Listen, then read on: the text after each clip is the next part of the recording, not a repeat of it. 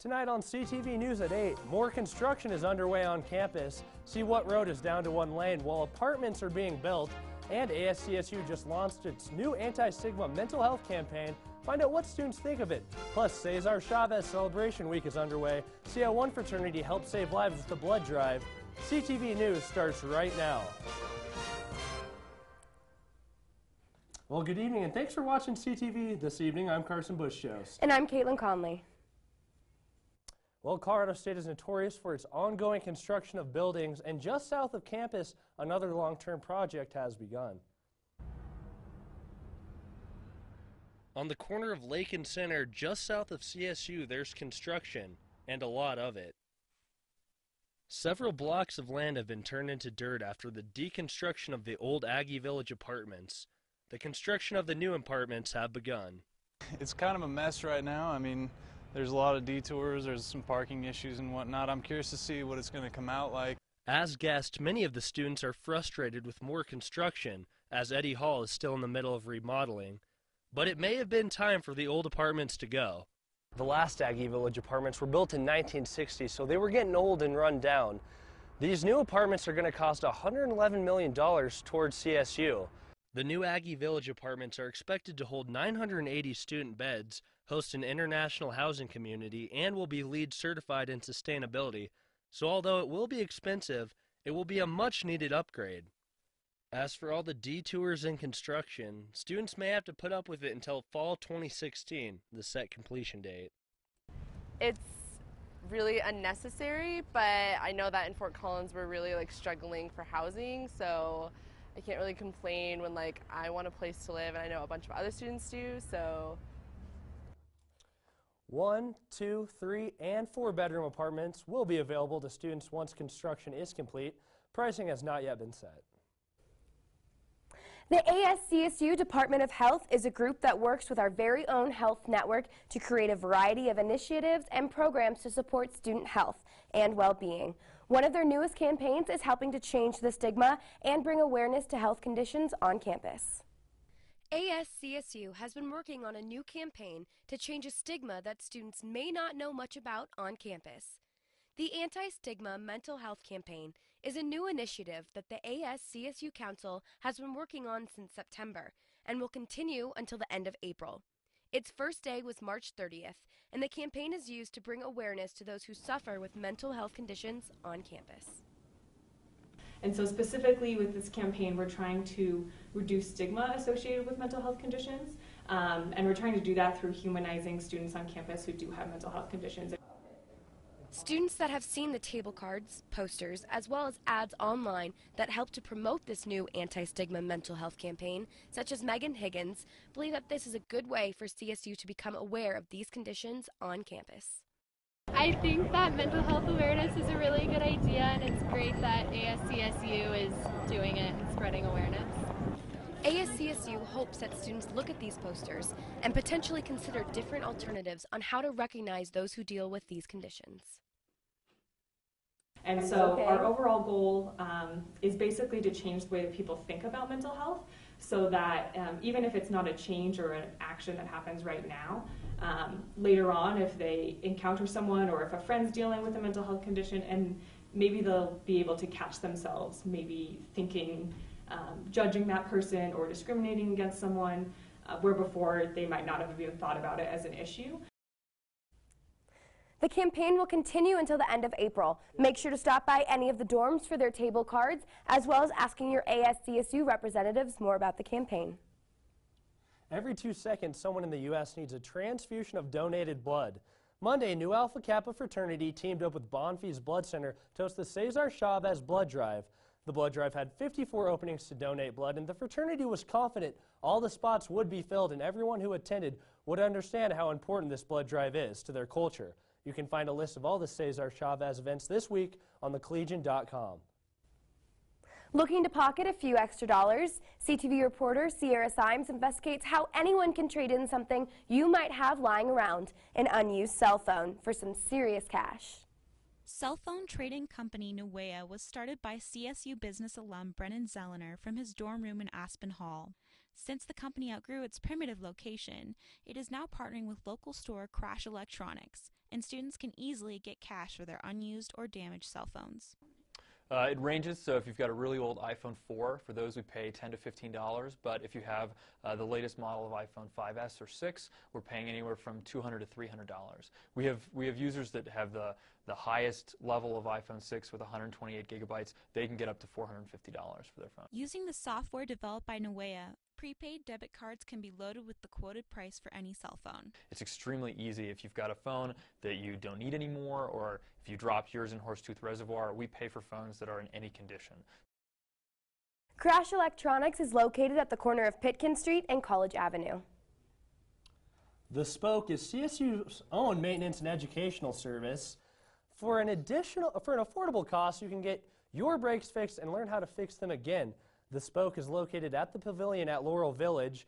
It's made up of student employees and is open to everyone. CTV News reporter Rachel Vigil was able to talk to one of the technicians about fixing bike brakes.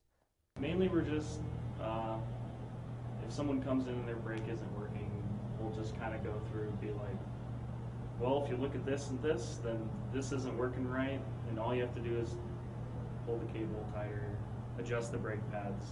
We'll just kind of go through step by step with them on how to do all those things themselves. Coming up after the break, Elizabeth Prasse will be in the Weather Center for her full weather forecast. Plus, sports anchor Grace Reeder brings on a special CTV guest for sports predictions. We'll be right back.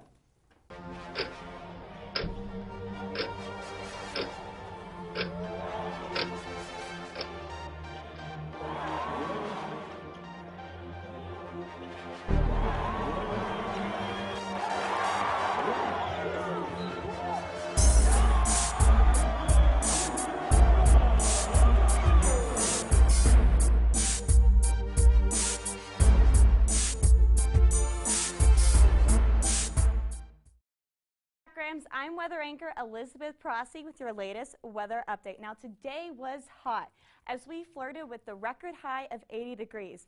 Let's take a look at March as a month as a whole. Thumbs up means we were above average.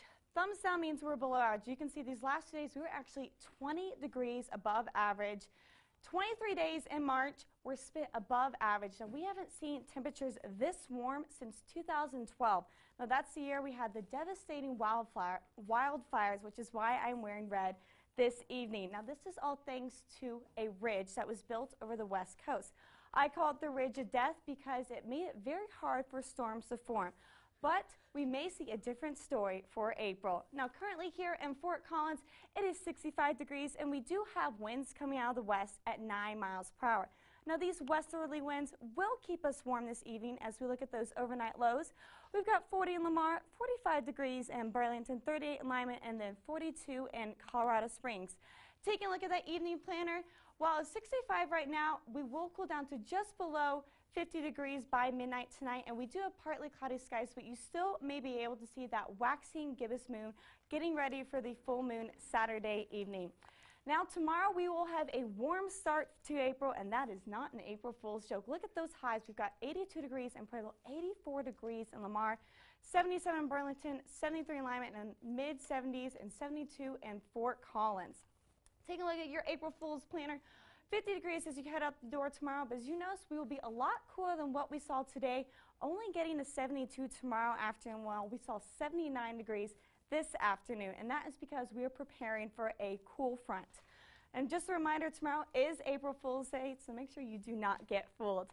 Now what is happening is we've got a cold front coming from the Pacific, and this cold front right here is going to be moving down and giving us rain, which will then turn over into snow Thursday, heading into Friday. As we can see, we're going to get about 1 to 3 inches of that rain and snow total as we have temperatures well below freezing for our lows.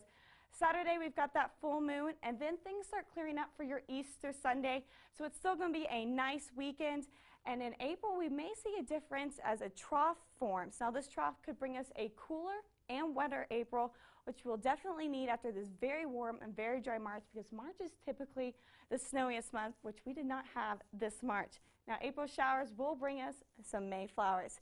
Grace Reeder is now in the Sports Center with a very special guest. Thanks, Waldo. Elizabeth, sorry.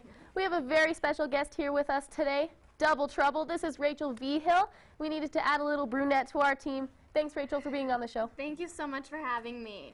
And the basketball season is over, which means that Grace and I are way too excited about football season to begin. We are going to be talking about our predictions for the season, but before that, we're going to talk a little bit about a team that is actually playing right now.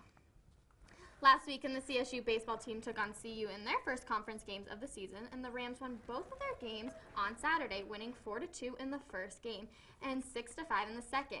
The Rams held on after one run on the 7th inning hit by Calhoun that led to a home run. On Sunday, they were back at it. In the first game, CSU won 6-2, ending 3-0 in the conference games. They also played a non-conference game where CSU got spanked 2-10. I talked to Coach Diddley after the game. Those were our first conference games, so definitely always want to come out and be fired up, ready to go, and get the 3 games that we did win, conference games, but always looking to sweep them. Dilly told me after the game that they think their toughest opponent is going to be UNC, but that they think they're going to do very well in the conference this year. Rachel, now we get to talk about what we love, football season. Yes, definitely. I am so excited for the season. We're going to do our way too early predictions. Let's throw my schedule up on the board. I think that the losses CSU is going to have this year are going to be the Minnesota Golden Gophers and to Utah State. What did you say? We're going to throw up mine now. And I have us losing to Minnesota. I also have us losing to CU, which I think a few people are going to be angry about here in Fort Collins. I also have Utah State, Boise State, and Wyoming. I think it's definitely going to be an interesting season, though, because Coach Bobo is a very offensively minded coach. He was a quarterback coach and then the offensive coordinator at Georgia, so I think it's going to be an interesting season for sure. Absolutely, and we both agreed on the Minnesota Golden Gophers beating us. Yes. I think that that's going to be way too early on in the season for us to be able to defeat them. I also think that that team, that's a Big Ten team. They went to the Citrus Bowl last year, and they put up a fight against Mizzou, which is a tough thing to do. I think that that the Golden Gophers are definitely going to beat us. That's way too early on in the season. Yep, and now moving on to the Buffs. Yes. We both disagreed on this one. I think we're going to lose. I think there's some kind of curse here with CU and CSU. We always seem to lose after we win one. The Buffs also have Nelson Spruce, which is an amazing wide receiver, and he is not entering the draft and finishing out his senior year. So I think it's going to definitely be an interesting game, but you think they're going to win. I think that they've got trouble coming for them. I didn't see anything last year that was all that impressive, and so I think that we're going to be able to take on CSU. We were talking to our producer, Keith Albertson, earlier before the show, and he was saying that he thinks they're going to be a better team later on. I agree with him. I don't think that they have what it takes right now. Yes, I definitely agree. It's going to be an interesting game. It is. Then we've got Utah State. We both think Utah State is going to beat us. We do. I think that that team's going to be too good. We're playing in Utah, which is going to be a problem. Last year we squeaked by. We won 16-13 after kickers shot one right through, but I don't think that we're going to be able to pull something off like that again this year when we're in Utah. And Jared Roberts isn't here, so I don't know who our kicker is going to be for this year, but I'm definitely a little worried about that one. Absolutely. And then we're going to have Boise, which Boise won the Mountain West tournament this year, and I think that they're going to do it again. So it's going to be definitely a very interesting season for that. I'm a little worried, but you think we're going to win. I don't think that there's any chance we lose to Boise this year. Boise, you've got revenge coming for you because we're not going to be on that blue field this year. I think that we're going to be able to beat Boise. I have no doubt that after they lost Jay Ajayi that they're going to be a weaker team than they were last year. And then you thought that we are going to go into the Mountain West tournament, or the championship game, excuse me. But I don't think we are. I don't think we're going to make it there this year. I think that Boise was a big contender last year, but I don't think that with their loss with Jay Ajayi that we're going to be able to do that. But Rachel, thank you so much for being on the show. Thank you so much for having me. And that is all the time we have this evening, but make sure to watch CTV tomorrow at 6:30 for our interview show, followed by our live ASCSU debate at 7:15. And if you aren't watching on Channel 11, be sure to stream it online at thecollegian.com. Have a great night, Rams.